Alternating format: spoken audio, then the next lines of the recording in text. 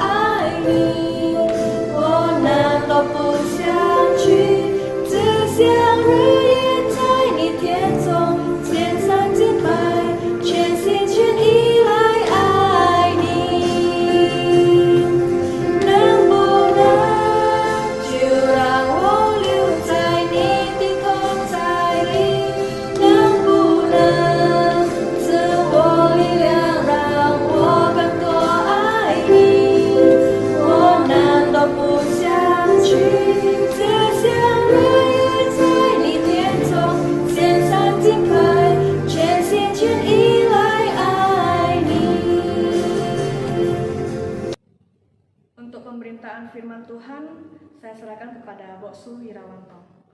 Shalom Bapak Ibu yang terkasih di dalam Tuhan, kita akan kembali merenungkan firman Tuhan pada malam hari ini. Sebelumnya mari kita bersatu dalam doa. Bapak Ibu di surga, kami bersyukur untuk kesempatan pada malam hari ini. Di dalam acara persekutuan doa, kami masih bisa berkumpul, berdiam diri di hadapan Tuhan walaupun di rumah kami masing-masing, untuk memuji, berdoa bersama, dan untuk belajar firman Tuhan. Saat ini Bapa, biarlah melalui firman Tuhan Kau kembali berbicara kepada kami. Kami serahkan waktu ini hanya ke dalam pimpinan-Mu. Kami berdoa dan ucap syukur hanya di dalam nama Tuhan Yesus, Juru Selamat kami yang hidup. Amin. Baik Bapak Ibu yang terkasih dalam Tuhan, kita akan masuk di dalam bagian ke-7, perjuangan Musa kembali ke tanah Mesir untuk menyelamatkan bangsa Israel dari perbudakan.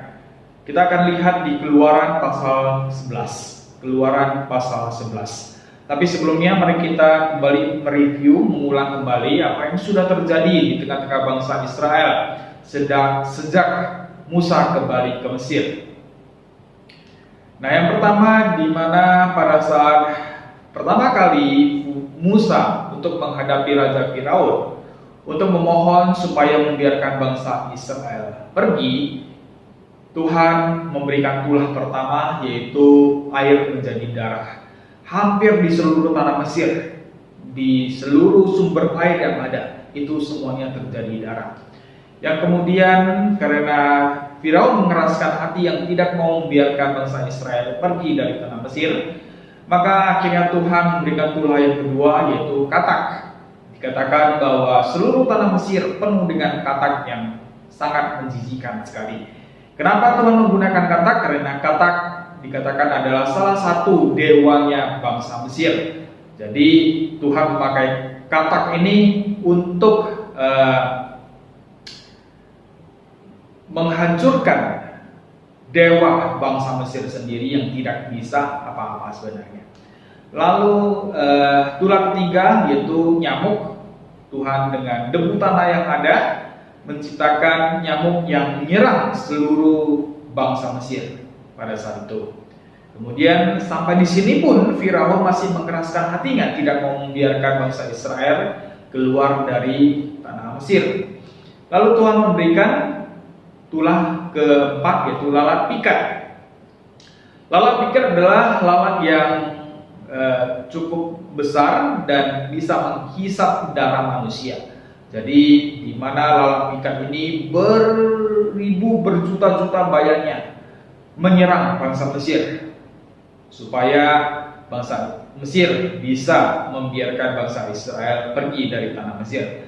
Tetapi walaupun lalat pikat ini diberikan, akhirnya memang saat saja Raja Firaun bertobat, mengakui kesalahannya, memohon supaya lalat pikat ini dijauhkan daripada dia. Tetapi sama saja juga Firaun tidak membiarkan bangsa Israel keluar dari tanah Mesir. Lalu kemudian Tuhan memberikan penyakit sampar, penyakit yang cukup mengerikan juga, bukan hanya pada manusia, juga pada seluruh ternak. Lalu setelah penyakit sampar, Firaun juga tidak jerah-jerah. Akhirnya Tuhan di tulah ke-6 Tuhan memberikan penyakit barak, penyakit yang menghinggap baik manusia dan juga binatang, yaitu gelembung-gelembung bernanah di sekujur tubuh manusia. Lalu setelah itu Tuhan memberikan tulah yang ketujuh yaitu hujan es. Hujan es juga adalah suatu hukuman yang berat bagi bangsa Mesir pada saat itu, di mana menghancurkan hampir seluruh bahan pangan, kebutuhan sehari-hari yang dibutuhkan oleh bangsa Mesir. Jadi ini suatu tulah yang semakin berat dan semakin berat. Lalu akhirnya gak jerah juga dengan hujan es, Tuhan memberikan tulah ke-8 yaitu belalang. Belalang dikatakan menghinggap di seluruh tanah Mesir, dan belalang ini memakan habis bahan-bahan pokok makanan bangsa Mesir yang ada. Itu pun Raja Firaun juga mengeraskan hatinya, tidak mau membiarkan bangsa Israel keluar dari tanah Mesir. Dan akhirnya tulah ke-9 Tuhan mendatangkan kegelapan selama 3 hari lamanya. Gelap gulita selama 3 hari. Bayangkan, gelap gulita, gelap, tidak ada bulan, tidak ada benda-benda penerang. Itu suatu masa, suatu hal yang cukup menderita. Dan jangankan 3 hari, kita mati lampu beberapa jam saja sudah ribut, ya kan? Kita mati lampu sebentar saja sudah mau melapor atau protes kepada PLN agar segera lampu dihidupkan. Bayangkan pada saat itu bangsa Mesir menghadapi gelap gulita selama 3 hari, tulah ke-9, suatu penghukuman yang semakin berat. Gak bisa apa-apa tentunya. Baik pagi, malam, gelap gulita. Bayangkan, kita masih lumayan kan, mati lampu mungkin entah malam atau pagi, ya pagi mati lampu pun ada cahaya matahari. Tapi pada saat itu bayangkan bangsa Mesir gelap gulita baik pagi maupun malam selama 3 hari, gak bisa apa-apa dan cukup menderita. Nah, Bapak Ibu yang terkasih dalam Tuhan, hari ini kita akan lanjut di Keluaran pasal 11.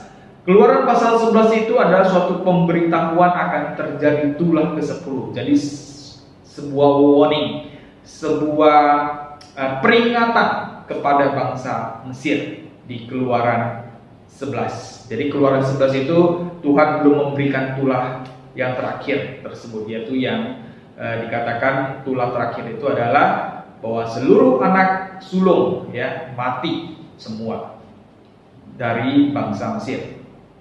Nah, kita akan melihat Keluaran 11, mari kita ikuti. Keluaran 11 ayat 1 kita akan mulai. Berfirmanlah Tuhan kepada Musa aku akan mendatangkan satu tulah lagi atas Firaun dan atas Mesir. Sesudah itu ia akan membiarkan kamu pergi dari sini. Apabila ia membiarkan kamu pergi, ia akan benar-benar mengusir kamu dari sini. Baiklah, katakan kepada bangsa itu, supaya setiap laki-laki meminta barang-barang emas dan perak kepada tetangganya, dan setiap perempuan kepada tetangganya pula. Lalu Tuhan membuat orang Mesir bermurah hati terhadap bangsa itu. Lagi pula Musa adalah seorang yang sangat terpandang di tanah Mesir, di mata pegawai-pegawai Firaun dan di mata rakyat. Berkatalah Musa, beginilah firman Tuhan.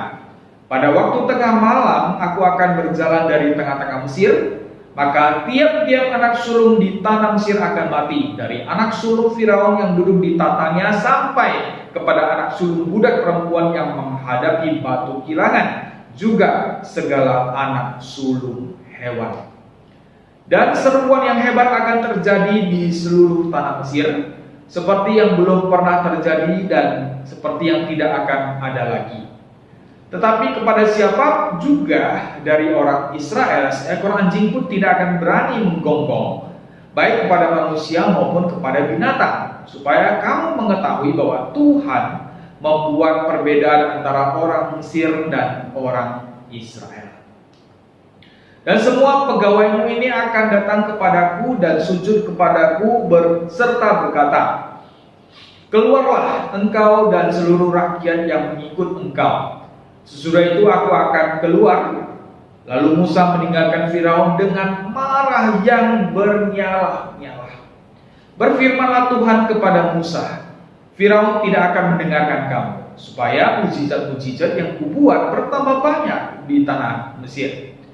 Musa dan Harun telah melakukan segala mujizat ini di depan Firaun. Tetapi Tuhan mengeraskan hati Firaun, sehingga tidak membiarkan orang Israel pergi dari negerinya. Nah, Bapak Ibu yang terkasih dalam Tuhan, di ayat ke-11 ini hanya sebuah warning kepada Raja Firaun, secara umum kepada bangsa Mesir, untuk segera melepaskan bangsa Israel, untuk segera membiarkan bangsa Israel keluar dari tanah Mesir. Jadi ini sebuah warning yang begitu dahsyat, yang begitu tegas. Jika tidak mengindahkannya, tidak mematuhinya, maka tulah terakhir adalah tulah yang mematikan, tulah yang bisa dikatakan hukuman terberat dari seluruh tulah yang ada, yaitu kematian. Jadi Keluaran 11, sebuah warning kepada bangsa Mesir. Nah, Bapak Ibu yang terkasih dalam Tuhan, di ayat 1 kalau kita perhatikan, berfirmanlah Tuhan kepada Musa, aku akan mendatangkan satu tulah lagi atas Firaun dan atas Mesir. Sesudah itu ia akan membiarkan kamu pergi dari sini. Apabila ia membiarkan kamu pergi, ia akan benar-benar mengusir kamu dari sini. Bapak Ibu yang terkasih dalam Tuhan, di sini kita akan melihat yang terjadi di tengah-tengah bangsa Israel yang pada saat itu menjadi budak di tanah Mesir.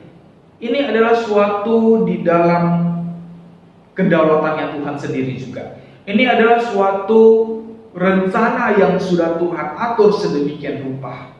Jadi dalam ayat 1 ini kita bisa melihat, berfirmanlah Tuhan kepada Musa, aku akan mendatangkan satu tulah lagi. Nah, ini rencana Tuhan, ya kan? Atas Firaun dan atas Mesir. Sesudah itu ia akan membiarkan kamu pergi.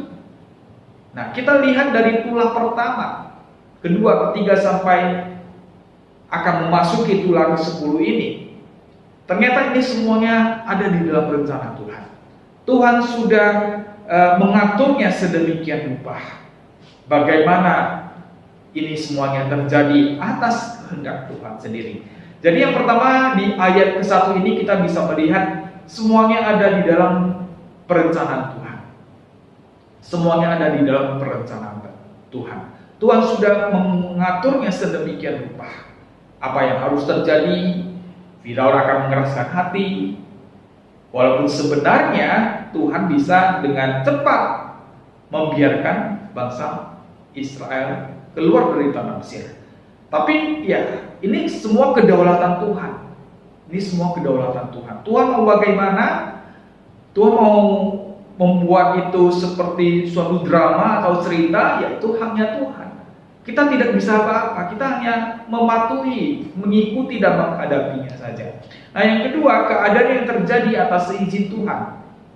Bapak Ibu yang terkasih dalam Tuhan, kita harus mengerti satu hal, bahwa hidup kita, apa yang kita lalui selama ini, apa yang terjadi di dalam kehidupan kita, itu semuanya atas seizin Tuhan.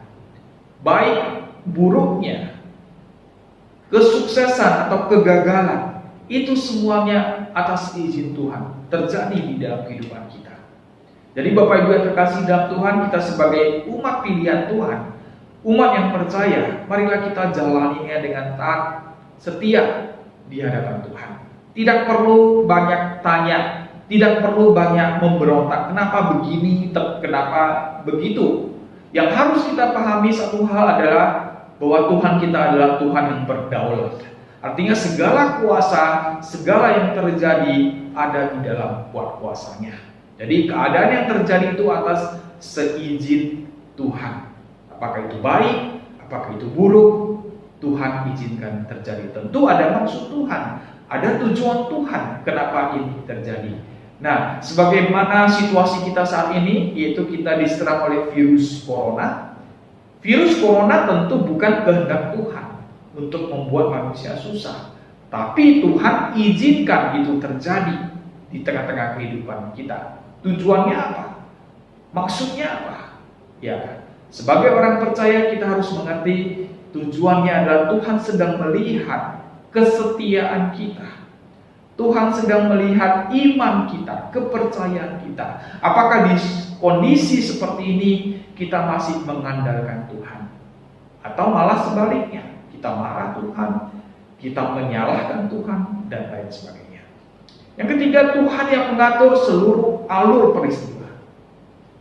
Jadi di sini kita bisa melihat Tuhan itu adalah directornya, ya, prosedurnya kita katakan gitu ya, yang sudah menyusun alur cerita tersebut, alur peristiwa itu. Bagaimana dari awal ya bangsa Israel yang ditimpa kelaparan, kemudian mereka datang ke Mesir dan kembali berjumpa dengan Yusuf yang dulu mereka saudara-saudaranya, abang-abangnya ya membuang dia ke sumur, menjual dia jadi budak, tetapi Yusuf pada akhirnya menjadi panglima tertinggi di bangsa Mesir. Dan kemudian saudara-saudaranya, artinya bangsa Israel, kembali ke Mesir. Tertolonglah mereka karena Yusuf di situ. Lalu mereka pun tinggal di Mesir dan akhirnya diperbudak. Kemudian lahirlah Musa. Nah, ini semua alur peristiwa yang terjadi sudah direncanakan dan sudah diatur Tuhan sedemikian rupa. Demikian juga setelah Tuhan melalui diri Tuhan Yesus datang ke dalam dunia, itu semuanya juga sudah diatur oleh Tuhan. Bagaimana pada akhirnya Tuhan Yesus datang ke dalam dunia, mengorbankan dirinya di atas kayu salib dengan satu tujuan untuk menyelamatkan kita dari perbudakan dosa. Ini semuanya sudah di dalam alur peristiwa atau rencana Tuhan. Jadi kita sebagai manusia, marilah kita menjalani, mengikuti dan menghadapinya dengan selalu bersandar kepada Tuhan. Percayalah Tuhan punya rencana yang paling baik di dalam kehidupan kita. Nah, kita lanjuti di ayat ketiga dikatakan, lalu Tuhan membuat orang Mesir bermurah hati terhadap bangsa itu. Lagi pula Musa adalah seorang yang sangat terpandang di tanah Mesir, di mata pegawai-pegawai Firaun dan di mata rakyat. Nah, dari sini kita bisa melihat Musa lahir, kemudian karena pada zaman itu diperintahkan seluruh anak-anak, khususnya anak laki-laki, harus dibunuh, ya kan? Nah, akhirnya atas izin Tuhan juga Musa terselamatkan. Dia ditaruh di sebuah keranjang oleh mamanya sendiri, lalu dihanyutkan di Sungai Nil, dan akhirnya dia dipungut oleh putri Raja Firaun dan dibesarkan di tengah-tengah istana Raja Firaun. di Mesir. Jadi Bapak Ibu yang terkasih dalam Tuhan, Tuhan membiarkan bayi Musa dihanyutkan di sungai Nil yang kemudian diambil oleh putri Raja Firaun yang akhirnya dibesarkan di tengah istana Raja Firaun dan setelah dewasa menjadi salah satu penguasa di tanah Mesir. Nah, Bapak Ibu yang terkasih dalam Tuhan, ini kita bisa melihat bagaimana rencana Tuhan memilih Musa yang seharusnya terbunuh, tetapi akhirnya dia dididik, dia dibesarkan di tengah-tengah istana Raja Firaun. Lalu tentu kehidupannya di tengah-tengah istana Raja Firaun menjadi terpandang, ya, karena pada saat itu juga dia salah satu penguasa selain Ramses, selain anak Firaun sendiri. Jadi pada saat itu Musa adalah orang yang terpandang di kalangan bangsa Mesir dan juga bangsa Israel yang tertindas pada saat itu. Jadi tentu orang-orang di sana segen, ya, hormat kepada Musa. Apalagi dikatakan menurut sejarah Musa ini pada saat kepemimpinannya dia mengatur dengan baik, dia membangun kota-kota dengan luar biasa. Otomatis kontribusinya di tanah Mesir itu ada dan sangat disegani oleh rakyat Mesir pada saat itu. Jadi apa yang dia minta, apa yang dia harapkan, perintahnya, pengajarannya waktu dia kembali ke Mesir dengan satu tujuan untuk menyelamatkan bangsa Israel, tentu juga orang-orang di sekitarnya, khususnya orang Mesir, pasti ada yang mendengarkan dia dan ada yang masih segan dan hormat kepada dia. Dan ini semuanya di dalam rencana Tuhan. Kemudian di ayat keempat dikatakan, berkatalah Musa, beginilah firman Tuhan, pada waktu tengah malam aku akan berjalan dari tengah-tengah Mesir. Nah, Bapak Ibu yang terkasih dalam Tuhan, inilah satu warning, satu peringatan kepada bangsa Mesir untuk hati-hati. Dan di sini firman Tuhan mencatat, beginilah firman Tuhan pada waktu tengah malam. Kenapa tengah malam, Bapak Ibu sekalian? Terpikirkan nggak? Kenapa tengah malam? Kenapa tengah malam Tuhan akan berjalan di tengah-tengah Mesir untuk membunuh seluruh anak sulung bangsa Mesir, bahkan hewan-hewan sulung di tengah-tengah ternak mereka? Kenapa tengah malam? Kenapa bukan pagi hari atau siang hari? Kenapa harus tengah malam? Nah, ini sebenarnya ada satu peringatan juga kepada kita. Sesuai dengan firman Tuhan di Perjanjian Baru juga sudah mengatakannya. Tengah malam adalah waktu di saat manusia tidur dengan nyenyak, bukan? Bisa dikatakan saat di mana manusia tidak sadar atau pada saat manusia lengah. Nah, di sini dalam hal ini sebenarnya Tuhan ingin mengingatkan kita agar tetap waspada dan sadar diri akan penghakiman Tuhan yang semakin dekat. Ya. Kita harus sadari bahwa kita manusia yang lemah, yang seringkali tidak sadar diri. Sehingga banyak sekali perbuatan-perbuatan dosa yang kita lakukan.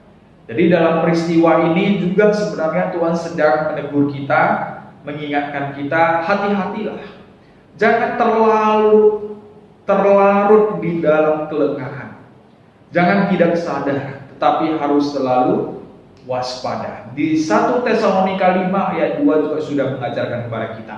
Karena kamu sendiri tahu benar-benar bahwa hari Tuhan datang seperti pencuri pada malam hari. Jadi perikop di ayat keempat ini, berkatalah Musa, beginilah firman Tuhan, pada waktu tengah malam aku akan berjalan dari tengah-tengah Mesir. Artinya di zaman sekarang ini, di mana kita sudah berada di posisi zaman akhir, menunggu kedatangan Tuhan Yesus yang kedua kali, yaitu menunggu masa penghakiman, Tuhan ingin kita selalu waspada, selalu hati-hati. Karena firman Tuhan sudah mengajarkan kepada kita bahwa kedatangan Tuhan itu seperti pencuri di malam hari. Nah, seorang pencuri, dia tidak akan kasih tahu dulu kapan dia datang, tetapi dia pasti datang. Oleh sebab itu untuk menghadapi pencuri kita harus waspada, bukan? Kita harus selalu bersiap-siap. Demikian juga pengharapan Tuhan kepada kita pada saat ini. Tuhan ingin kita selalu waspada, selalu mawas diri dengan lingkungan kita, dengan kehidupan kita. Jangan terlalu terlena dengan tawaran-tawaran dunia yang bersifat sementara, yang fana ini. Jadi Bapak Ibu yang terkasih dalam Tuhan, waspadalah. Selalu sadar, selalu siap-siap menunggu kedatangan Tuhan Yesus yang kedua kali. Selanjutnya di ayat kelima, maka tiap-tiap anak sulung di tanah Mesir akan mati, dari anak sulung Firaun yang duduk di tatanya sampai kepada anak sulung budak perempuan yang menghadapi batu gilangan, juga segala anak sulung hewan. Bapak Ibu yang terkasih dalam Tuhan, kenapa di sini dikatakan secara khusus anak sulung? Kenapa bukan semua anak atau anak bungsu atau seluruh anak-anaknya, tetapi dikhususkan anak sulung? Kenapa? Karena di dalam Matius 5 ayat 38 di sana mengatakan, kamu telah mendengar firman, mata ganti mata dan gigi ganti gigi.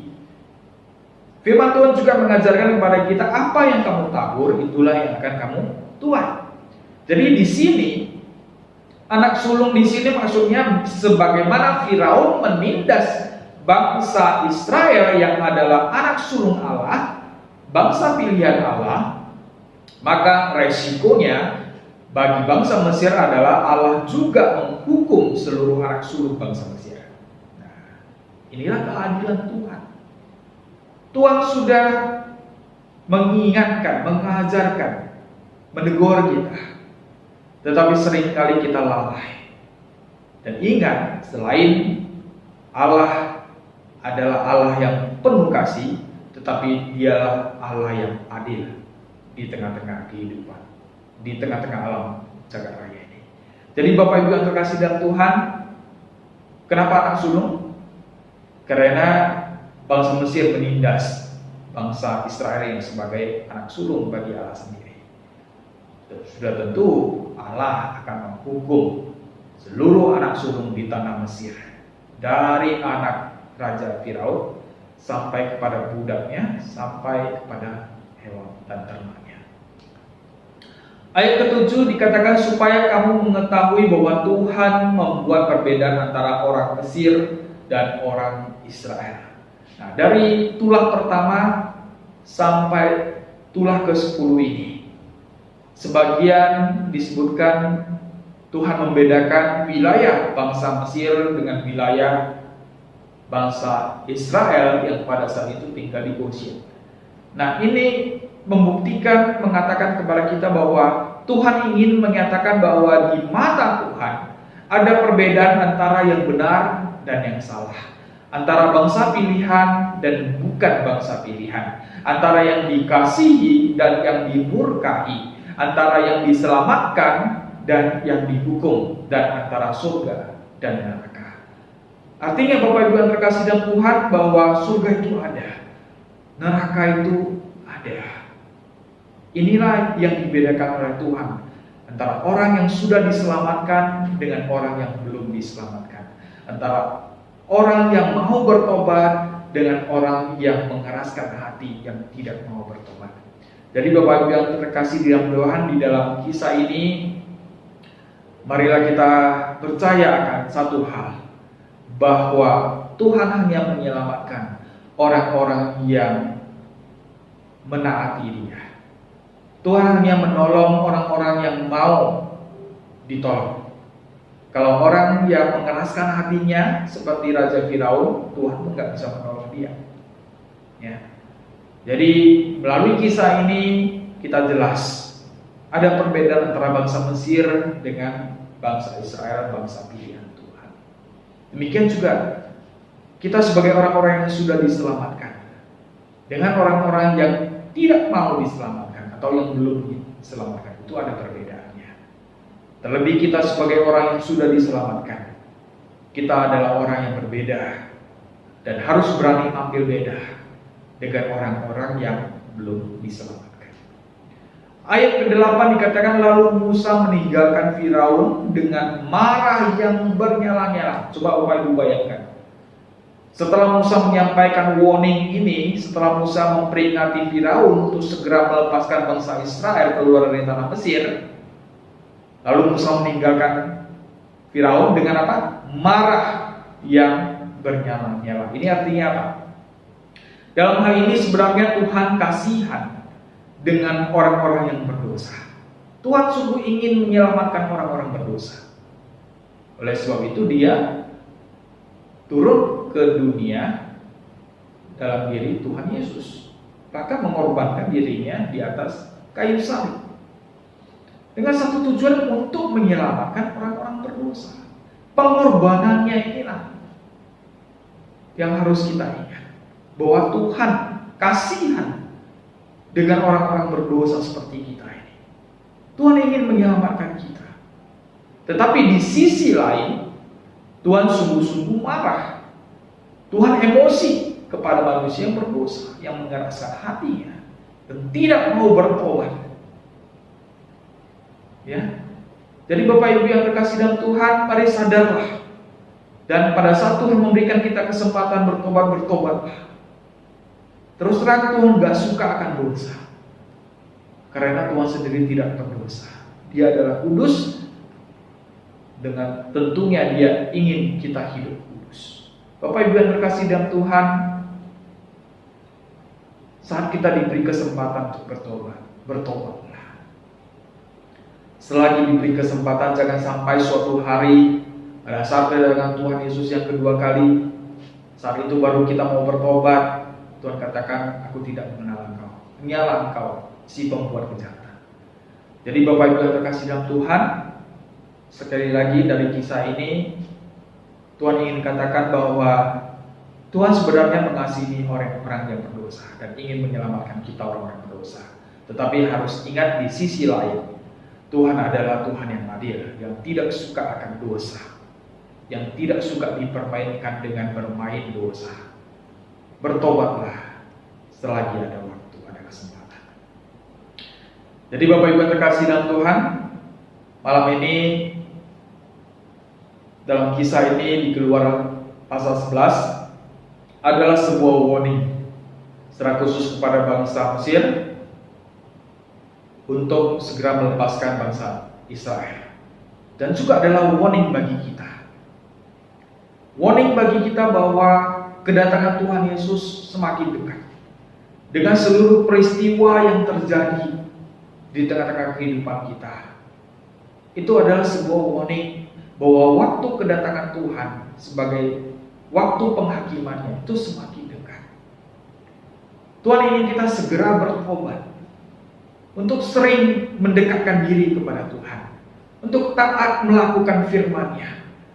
Jangan berdegil hati, jangan banyak perdebatan. Tuhan ingin kita hanya setia dan taat untuk melaksanakan firman-Nya. Hari Minggu tetap ibadah. Di masa pandemi ini kita hanya bisa beribadah melalui online. Ya, usahakan tetap ikuti di rumah. Jangan karena online akhirnya bisa mencuri waktu tidak ibadah. Jangan. Kesempatan ini marilah kita gunakan sebaik-baiknya. Jangan sampai suatu hari pada saat Tuhan Yesus datang tiba-tiba, kita mau buat alasan apapun, tidak ada gunanya. Bapak Ibu yang terkasih dalam Tuhan, kiranya firman Tuhan pada malam hari ini kembali menyadarkan kita. Tuhan sedang memberikan kita warning. Tuhan sedang memberikan kita kesempatan untuk kembali kepada Dia. Kiranya Tuhan memberkati kita. Mari kita berdoa. Bapak yang di surga, terima kasih atas penyertaan-Mu melalui firman Tuhan pada malam hari ini, Bapak. Engkau kembali berbicara kepada kami pada saat memasuki tulah ke-10. Sebelum Tuhan menghukum dengan membunuh seluruh anak sulung bangsa Mesir. Sebenarnya Tuhan berbelas kasihan, memberikan warning kepada bangsa Israel untuk segera melepaskan bangsa Israel. Sebenarnya Tuhan sedang memberikan warning kepada bangsa Mesir, memperingatkan bangsa Mesir untuk segera melepaskan bangsa Israel. Bapa yang di surga, terima kasih biarlah pada zaman ini juga Bapa menanti kedatangan-Mu yang kedua kali. Biarlah ini menjadi suatu peringatan kepada kita untuk selalu sadar dan waspada, untuk selalu taat dan mengikuti perintah Tuhan. Terima kasih Bapa, kami serahkan hidup kami sepenuhnya hanya ke dalam pimpinan-Mu. Kami berdoa dan mengucap syukur hanya di dalam nama Tuhan Yesus Juru Selamat kami yang hidup. Amin. Yang pertama, kita doakan bagi bangsa dan negara kita. Kita doakan agar presiden dan seluruh pemerintahan dapat bekerja dengan jujur dan mengutamakan kesejahteraan rakyat. Kita juga berdoa agar perekonomian Indonesia dapat tetap stabil di tengah pandemi. Kita doakan agar vaksin COVID dapat segera disalurkan kepada rakyat sehingga virus corona dapat segera terselesaikan. Mari kita berdoa.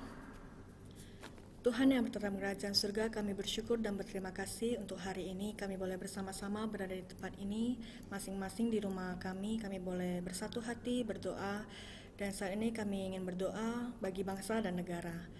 Kiranya Presiden dan seluruh pemerintahan dan juga jajarannya dapat bekerja dengan jujur dan mengutamakan kesejahteraan rakyat dan tidak mementingkan kepentingan pribadi. Kami juga menyerahkan agar perekonomian Indonesia boleh tetap stabil di tengah pandemi ini. Walaupun begitu banyak cobaan, kiranya semuanya boleh dapat berjalan dengan baik Tuhan. Kami juga menyerahkan untuk vaksin COVID agar dapat tersalurkan kepada rakyat dengan lebih cepat lagi, sehingga virus COVID-19 dapat segera teratasi dan tidak terjadi hal yang tidak diinginkan, terutama bagi kita semua Tuhan. Kiranya kita semua boleh terhindar dari COVID-19. Kita juga berdoa bagi gereja kita. Kita doakan agar Medan tidak ada lagi dalam zona merah sehingga ibadah dapat segera dilaksanakan. Kita doakan juga tim rekaman ibadah online GMI Titus, Lauseleni dan Lausesabet agar diberikan kekuatan dan kesehatan selalu. Kita doakan agar majelis GMI Titus makin sehati dalam melayani Tuhan di tempat ini. Kita doakan pengkhotbah pada minggu ini, Bok Suwirawanto. Mari kita bersatu dalam doa. Tuhan, kami juga menyerahkan agar Medan di mana kami semua ada di tempat ini boleh dalam kondisi lebih baik lagi dan tidak lagi dalam zona merah, sehingga ibadah kami juga boleh segera dilaksanakan dengan tatap muka dan tidak online lagi. Tapi ini semua kami serahkan ke dalam tangan-Mu Tuhan. Kami juga berdoa untuk tim rekaman ibadah online, terutama untuk Miss Leni dan Miss Sabet, agar diberikan kekuatan dan sehat selalu, diberikan kesehatan agar terhindar dari virus COVID sehingga boleh dengan baik dan dengan rutin membantu kami dalam merekam ibadah online. Kami juga menyerahkan untuk setiap majelis GMI Titus dan para pengurus, baik dari sekolah minggu, P3MI, PRMI, dan juga untuk gereja kebaktian umum. Kami menyerahkan supaya kami boleh semakin satu hati. Tuhan, kami juga menyerahkan untuk pengkhotbah minggu ini, Bok Suwirawanto. Kiranya firman Tuhan yang disampaikan boleh diterima oleh jemaat dan dimengerti dan boleh dilaksanakan di dalam kehidupan sehari-hari. Dalam nama Tuhan Yesus kami telah berdoa. Amin. Kita berdoa bagi Metodis 11. Yang pertama, doakan kepala sekolah, guru, staf, dan seluruh pekerja di Metodis 11 ini agar terhindar dari bahaya COVID-19. Kita juga doakan kerjasama antara orang tua dan sekolah beserta anak-anak agar dapat terjalin dengan baik hubungannya dan juga harmonis. Kita doakan juga proses pembukaan SMA Metodis 11 agar segera terwujud. Mari kita bersatu dalam doa. Tuhan, kami menyerahkan setiap kami yang ada di sekolah Metodis 11, baik itu kepala sekolah, guru, staf, dan seluruh pekerja Metodis 11 yang masih tetap aktif dalam bekerja dari Senin hingga Sabtu. Tuhan, kiranya kami semua boleh terhindar dari bahaya COVID-19. Engkau memberkati kami semua. Kami juga menyerahkan untuk kerjasama antara orang tua dan anak-anak, berikut juga guru, supaya boleh terjalin dengan baik dan harmonis dan tidak ada kesalahpahaman dan mereka boleh sama-sama bekerja sama agar semuanya boleh berjalan dengan baik. Tuhan, kami juga menyerahkan untuk proses pembukaan SMA Metode 11 agar segera terlaksanakan dan semuanya hanya untuk mempermuliakan nama-Mu saja Tuhan. Kiranya Engkau memberkati sekolah ini dari semua hal yang sedang dirindukan agar semuanya boleh terjadi dengan baik. Dalam nama Tuhan Yesus kami telah berdoa. Amin. Mari kita sama-sama berdoa bagi jemaat lansia di GMI Titus. Berikut sudah ada nama-nama yang akan kita doakan di layar. Mari kita sama-sama berdoa. Kiranya Tuhan memberikan kekuatan dan sukacita selalu kepada setiap jemaat lansia yang ada di gereja ini. Mari kita sama-sama berdoa. Tuhan, kami bersyukur di mana saat ini banyak jemaat lansia yang di GMI Titus ini dalam keadaan sehat. Tuhan, kami berdoa untuk jemaat lansia di GMI Titus. Tuhan berkati selalu di masa tua mereka dan Tuhan lindungi selalu mereka dalam bahaya COVID-19. Kiranya sukacita dan kesehatan selalu menyertai para lansia kami. Kami menyerahkan untuk AI Laikim dan AI Laiswan, AI Huan Ching I dan Mama Rafe, Aceh Bungkiat dan istrinya, Aceh Ameng, Aweng dan Aceh Hok Chai, Mama Bueli dan Mama Ciliting.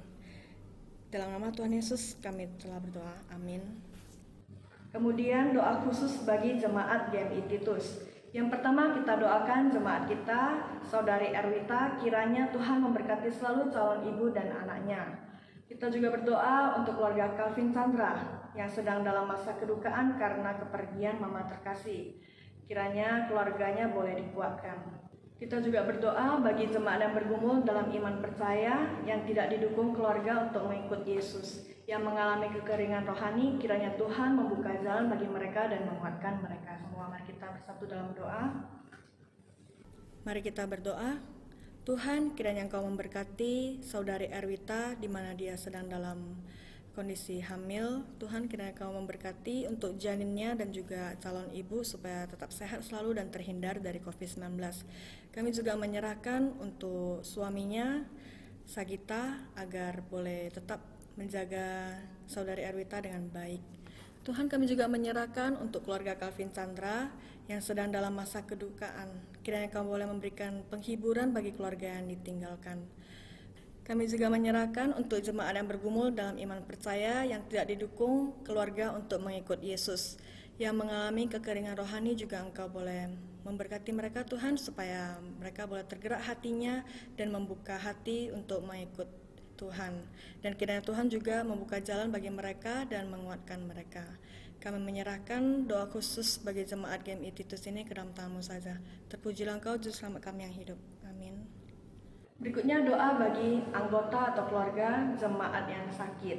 Yang pertama Bapak Petrus dan istrinya, kemudian Bapak Yao Choi dan istrinya, papanya Jenny, kemudian papa dari Willis, dan kita doakan juga mama dari Sylvia. Mari kita sama-sama berdoa. Mari kita berdoa. Tuhan, kami menyerahkan anggota keluarga jemaat yang sakit yang juga dalam masa pemulihan. Kiranya Kau memberkati. Yang pertama kami doakan untuk Bapak Petrus dan istrinya. Kiranya Kau boleh memberkati kesehatannya dan juga iman percaya. Kami menyerahkan juga untuk papa dari Cieni, Bapak Yao Choi dan juga istrinya. Tuhan boleh memberikan sukacita kepada Bapak Yao Choi dan juga memberikan iman percaya kepada istrinya juga. Tuhan, kami juga menyerahkan untuk papa dari Willis. Kiranya Engkau memberkati dan juga menggerakkan hatinya agar dia boleh mengikut Tuhan dan boleh percaya kepada Tuhan. Begitu juga untuk kesehatannya. Kami menyerahkan juga untuk mama dari Sylvia. Kiranya Engkau memberkati supaya mama Sylvia boleh tetap kuat dan juga boleh dalam proses pemulihannya sakit stroke. Kiranya juga Engkau boleh menggerakkan hatinya supaya mama dari Sylvia memiliki iman percaya. Berikutnya ada juga yang akan kita doakan, Saudari Juliati, adik ipar dari Bu Eli, kemudian AI Mehwa Marendal, Mama Bok Suwira, Nini kakak CIT, dan Ibu Susi yang sedang dalam pemulihan dari batuk. Kita sama-sama bersatu hati kita berdoa. Mari kita bersatu dalam doa. Tuhan, kami menyerahkan untuk saudari Juliati, adik ipar dari Bu Eli, yang sedang dalam proses kemoterapi. Kiranya Tuhan boleh menguatkan saudari Juliati agar dia boleh menjalani proses kemoterapi dengan baik dan diberikan kesembuhan. Tuhan, saat ini kami juga menyerahkan untuk AI Mehua Marendal, di mana di perutnya itu terjadi pembengkakan. Kiranya Tuhan boleh menjamah hatinya agar dia boleh memberanikan diri menemui dokter dan dia boleh sembuh. Tuhan, kami juga menyerahkan untuk mama dari Bu Suwira untuk kesehatan dan juga iman percayanya. Begitu juga kami menyerahkan untuk Nini, kakak CIT, agar diberikan iman percaya dan juga kesehatan. Kami menyerahkan untuk Ibu Susi yang sedang dalam pemulihan dari batuk. Kiranya Bu Susi boleh cepat sehat kembali. Kami menyerahkan semuanya ke dalam tangan-Mu. Terpujilah Engkau, Juru Selamat kami yang hidup. Amin. Mari kita menutup persekutuan doa hari ini. Kita sama-sama berdoa doa Bapa kami dalam bahasa Mandarin. 我们在天上的父，愿人都尊父的名为圣，愿父的国降临，愿父的旨意行在地上，如同行在天上。我们这用的饮食，今日赐给我们，赦免我们的罪，如同我们赦免得罪我们的人，不叫我们遇见试探，拯救我们脱离凶恶。因为国度、权柄、荣耀，全是父的，直到永远。阿们。